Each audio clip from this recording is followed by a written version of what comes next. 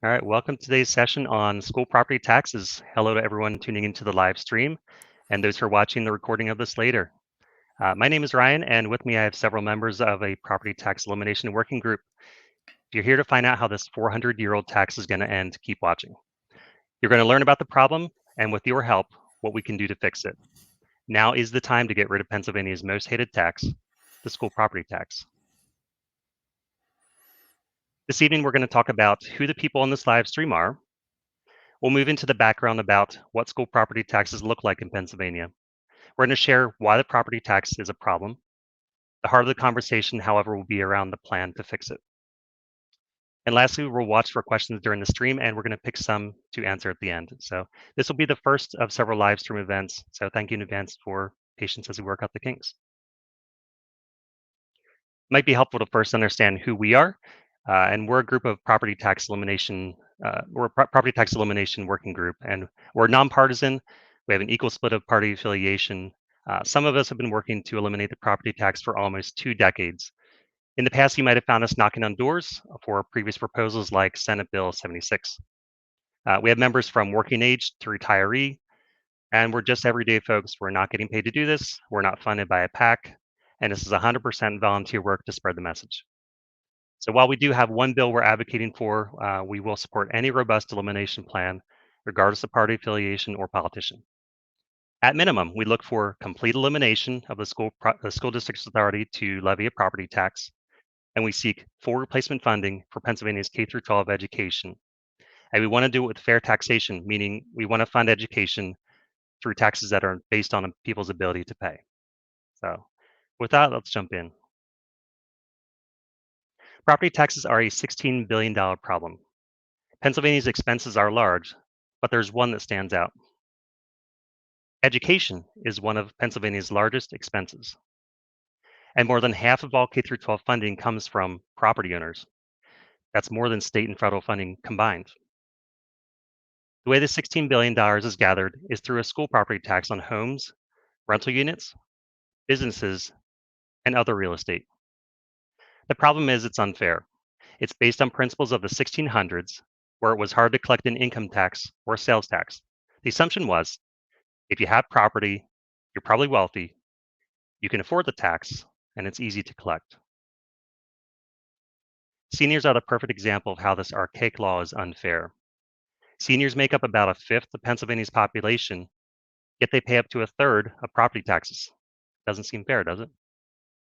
It's not like they didn't plan well. Many seniors planned exceptionally well. They paid up their house years ago and budgeted a small, manageable property tax, but it grew much faster than anticipated, faster than inflation. Which now leaves today's and tomorrow's seniors in a precarious situation where a large percentage of their income goes to the property tax.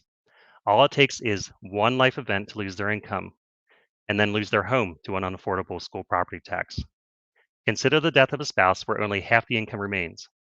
The school property tax does not adjust automatically to these life circumstances. The bill arrives with a price tag more than last year.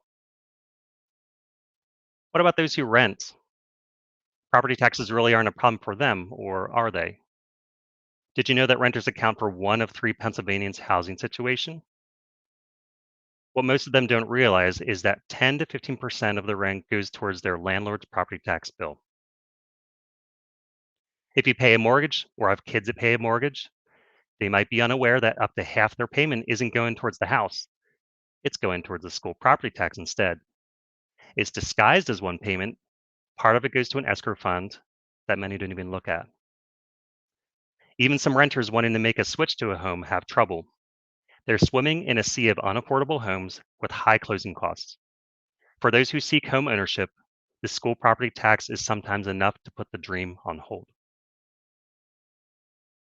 We sometimes like to blame schools or school boards for raising taxes every year, but the reality is that some of the costs are not optional.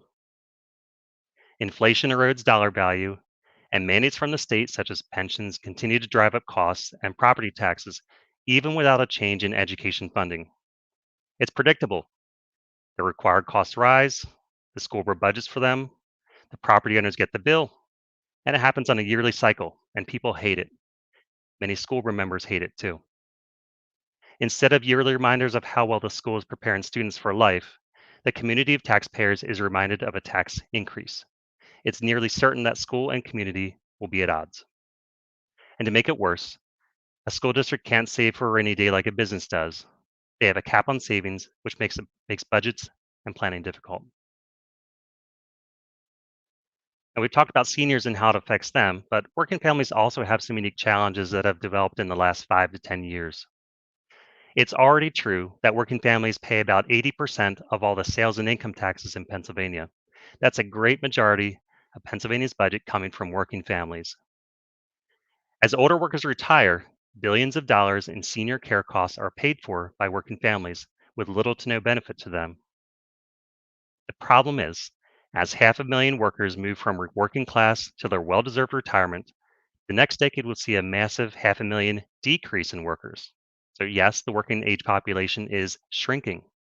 This also means revenue collected from working families will shrink. The next decade will prove to be a difficult time for working families and all Pennsylvanians. The future is bleak because much needed tax revenue will shrink at a time that Pennsylvania's costs are increasing. So any legislation that changes taxation must account for this.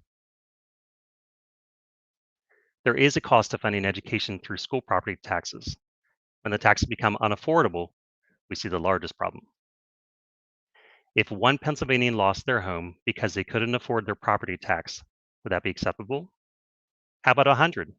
Would 10,000 homes be losing, or 10,000 Pennsylvanians losing their home be okay? It's hard to imagine, but 10 to 16,000 Pennsylvanians lose their land and home to unaffordable property taxes each year. Every year we don't fix the problem, we rob more children of their security, more seniors of their dignity and equity, and it severs the backbone that small businesses provide to Pennsylvania. So Pennsylvanians have a choice, but the choices are you can choose to heat your home or lose it. You could feed your body with nutrients or give up your home. So this is the message lawmakers send to Pennsylvanians by keeping the status quo. You cut your pills in half, do whatever it takes to pay your school property tax bill, or you lose your paid for home. And how many of you decided to not improve your home because you fear an increase in property taxes? Spot appraisals turn a good thing into a penalty. How many landlords and homeowners have determined that improvements to a blighted neighborhood weren't worth the cost of a property tax? Or, as you might imagine, in some cases, the work is done without a permit. It then hurts local contractors' business, and it shortchanges Pennsylvania on additional tax revenue. You might have heard that Pennsylvania is one of 3 states with an income tax that excludes pensions as income. If you're one of the lucky few with a pension, you might even believe Pennsylvania is a great place to live because you're not taxed. In fact, you might be on Social Security and are happy the government isn't collecting an income tax on it. But don't be fooled because Pennsylvania already has a retirement tax. Seniors save up portions of their pension, 401k, IRA, and Social Security checks to afford their property tax bill. The average school property tax bill in Pennsylvania is $2,500. A senior receiving $20,000 from Social Security income is effectively taxed 13% because 13% of their Social Security check goes to property taxes. Now that we know the problems are with school property tax, let's talk about some of the ways we could fix it. Now, a plan that eliminates the property tax must use the power of grassroots organizations. It should use legislative options and a plan that works for all Pennsylvanians. A good plan would be nonpartisan or bipartisan that independents, Democrats, and Republicans could support. It should be a plan balanced to all ages, living situations, and financial state. A good plan should use the reliable sales and income tax. And let's look at why we believe this. So the sales and income tax account for 3/4 of Pennsylvania's $40 billion general fund. Sales and income taxes are widely accepted as fair because they're based on the ability to pay, and they adapt immediately to life situations such as a death, job or business loss, major accident, or illness. They're very dependable generators of revenue, and in fact, the last 50 years, the rates have remained largely the same. So if you've been in Pennsylvania for a while, the sales tax has remained at 6% since 1968. The income tax has risen, but only 0.77% over the last 50 years. The state benefits as the economy grew, and the sales tax brought in $7.2 billion 20 years ago. And without increasing the 6% rate, it grew to $12.8 billion in revenue. So likewise with the income tax. So the income tax brought in $8.8 billion about 16 billion years ago, and it has grown without increasing the 3.07 rate to 16.2 billion. The takeaway is this: sales and income taxes grow to accommodate Pennsylvania's growing budget without raising tax rates.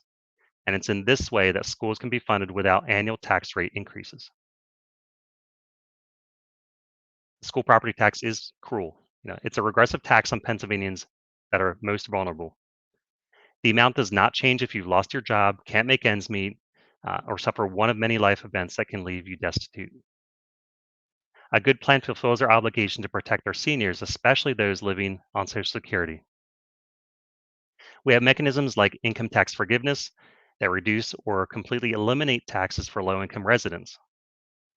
We should use these tools to protect Pennsylvanians' at risk population. Today, schools are funded with an archaic property tax. So we can replace them with a modern school funding mechanism, one that funds schools and gives automatic increases as the economy grows, but without having to raise tax rates every year. A good plan would remove the limits from savings, permitting schools to save for a rainy day. And to weather a recession or economic setback, schools can draw from those rainy day funds, just like a business would do. A good plan should also tackle the challenges of community relations with school boards. Imagine a scenario where inflation and unfunded mandates were not passed on to property owners. We believe it would replace the yearly reminder of sales or tax raises. It would decrease the animosity towards school boards and would unlock collaboration between schools, their communities, and taxpayers. We believe that a plan must include rent reduction. Assuming the landlord has been passing along the school property tax increases, renters would be entitled to a reduction of their portion of the rent. Enabling lower mortgage payments is possible, and eliminating the property tax would automatically reduce this for homeowners. The lower mortgages would also benefit those looking to own their own home. So, how can we raise $16 billion fairly without pinning it on any one population in Pennsylvania? In fact, our Commonwealth Constitution requires us to make it fair under a uniformity clause. A good plan decreases the burden on seniors. They should not be required to shoulder the responsibility as they do with property taxes today. But a responsible plan also means we can't just flip the tables and dump it entirely on a shrinking population of working families. However we do it, it must be based on the ability to pay. Taxes should be collected on current paychecks and income.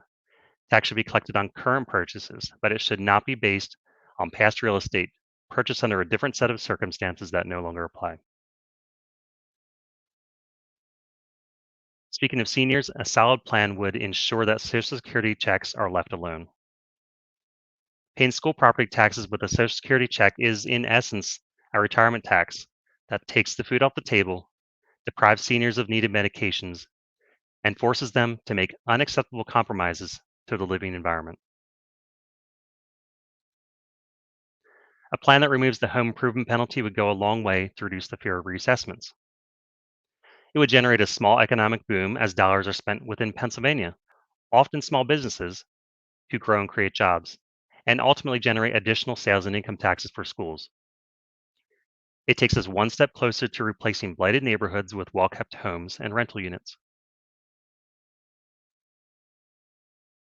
People don't trust Harrisburg, so any plan that keeps replacement school funding local will keep away the perception or reality that Harrisburg will exploit funding for pet projects.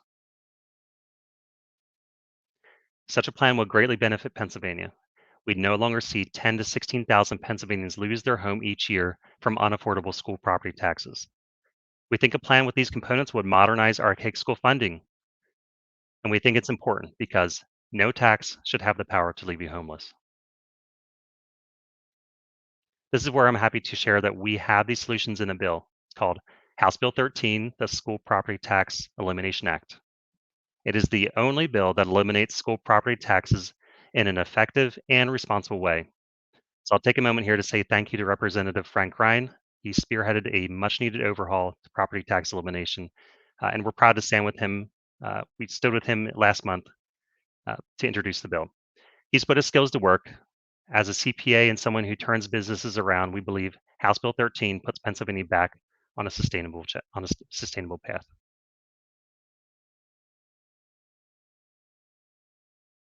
House Bill 13 finally ends the most hated tax in Pennsylvania, the school property tax. We've worked with Representative Ryan to ensure the best parts of Senate Bill 76 lived on. He studied the criticism of prior efforts and made improvements to get a bill that could be passed by lawmakers. Of particular mention, prior elimination bills never fully eliminated the portions paid to local debt service. They were criticized because it still left a 17 to 18% statewide average property tax that continued for many years. House Bill 13 fixed this, and it ensures a true zero property tax bill on day one of elimination. House Bill 13 indeed benefits homeowners and renters. It guarantees the one-time rent reduction. It causes mortgage payments to drop by reducing the escrow amount, which makes real estate more affordable and also lowers closing costs on purchases. It removes the home improvement penalty, and it improves the business climate, essentially turning the entire state into an opportunity zone. And it removes the power of school property taxes to take your home.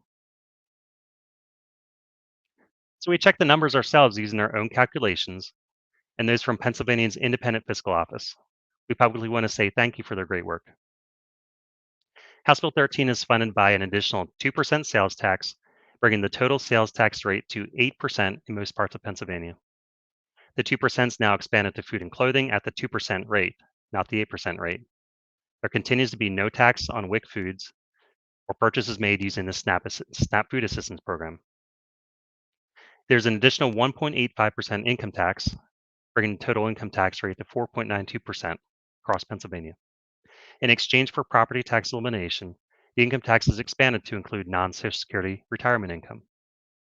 And that's where we get the most questions about the retirement portion, even though it replaces less than 10% of the $16 billion to replace property taxes. Old age and retirement payments are now counted as income. Less than 1 in 3 retirees have a traditional pension, but they're taxed just like income at the income tax rate. Working within Pennsylvania's complex law, some significant exemptions were added to give seniors an advantage over working age families. There's no tax on Social Security. There's no tax on Social Security substitute payments. For example, if you're eligible for Social Security, if you're not eligible for Social Security because you receive civil service retirement or state police payments, then your CSRS payments are exempt as if it was Social Security. There's no double tax on contributions. They're exempt going in and going out. And if you can't determine your contribution amount, you can use 15% deduction instead. There's no tax on military pensions either.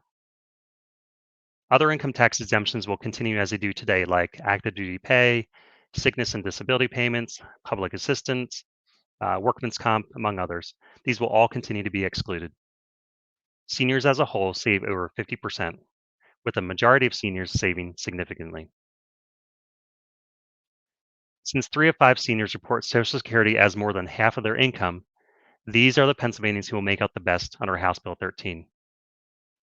Also benefiting are Pennsylvania citizens in poverty, because there's no school property tax, no income tax on Social Security, and those with very low income qualify for full or partial income tax forgiveness.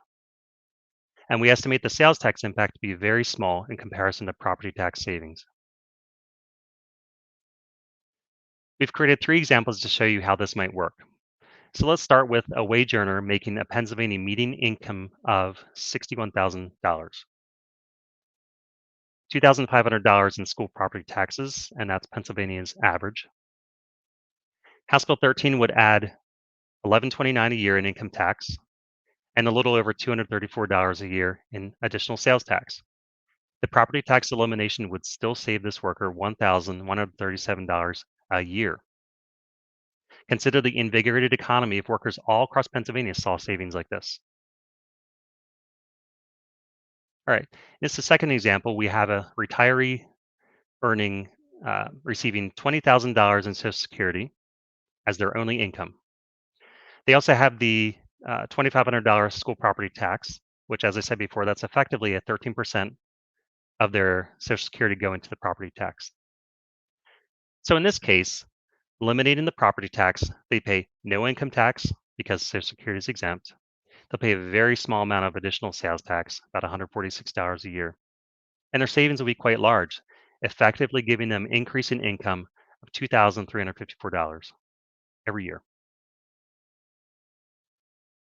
In this final example, a retiree has $20,000 in Social Security income, just like before, as well as a $30,000 pension. Of that 30,000, $4,500 represents what they contributed as an employee. This person also pays $1,000 a month in rent. So, property tax elimination would reduce rent by 1,440.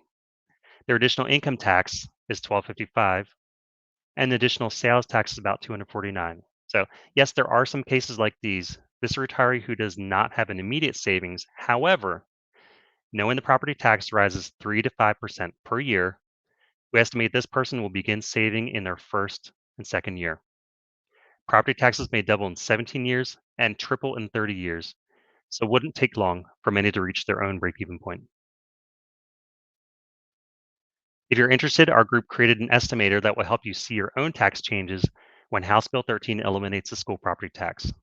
We find that many people save more money than they thought, and the few that didn't save immediately will break even sooner than they expected. You can jot on this address, NoProp.Tax/calc. We'll also put a link in the description or comments after this. A good plan should benefit both Pennsylvanians and the schools being funded. House Bill 13 makes these beneficial changes. It replaces roughly $16 billion in property taxes with roughly $16 billion in sales and income taxes. And because it uses the sales and income tax, it means schools receive funding increases automatically without ever having to raise a tax rate again. The caps on savings are removed and enables them to save for a rainy day. Additionally, the new school property tax replacement funds do not pass through Harrisburg's general fund. They stay local to the school and counties.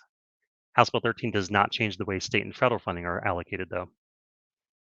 The bill sets up a $500 million emergency fund that gives schools additional options to cope with emergencies. Schools can begin to focus on topics that matter in their communities and remove the ever present thorn of property taxes from the table. Property owners are no longer unlimited wells to dip into for unfunded mandates either. House Bill 13 means zero Pennsylvanians lose their home due to an unaffordable school property tax. It achieves what no other relief plan can do. It truly 100% eliminates the school property tax. And it does so in a way that's fiscally responsible, can appeal to all, and benefits Pennsylvania's most vulnerable citizens. Because as we say, House Bill 13 will ensure that the school property tax no longer has the power to leave you homeless. So what are we asking you to do? First, you need to know that what happens if you do absolutely nothing. Many property tax bills die a lonely death. They're referred to the Finance Committee and starved without ever being brought up for a hearing. Rinse and repeat each session. Simply turns into another campaign speaking point. But your voice, without using hard tactics, will go a long way to getting lawmakers to act. It could be simple as what I have on the screen here. It says, "Hi, I live in your district. I support the elimination of school property taxes in House Bill 13. Review it, talk to Representative Ryan, then ask that it come up for a hearing and vote." We think dramatic changes like those in House Bill 13 are responsible and necessary, but legislators will want to know that you understand and support the bill. They want to know that you would be okay with the expanded sales and increased sales and income tax if it meant 100% of school property taxes were eliminated. They'll want to know that it's safe for them to vote yes in your community. You can find your Pennsylvania Senator or Pennsylvania House Representative's contact information on the website shown at the bottom here. On that page, you can click on Find Your Legislator, and we'll put a link to this in the comments too. Together, we can get this done. Before we move into questions, though, I will point out some resources we made available at NoProp.Tax.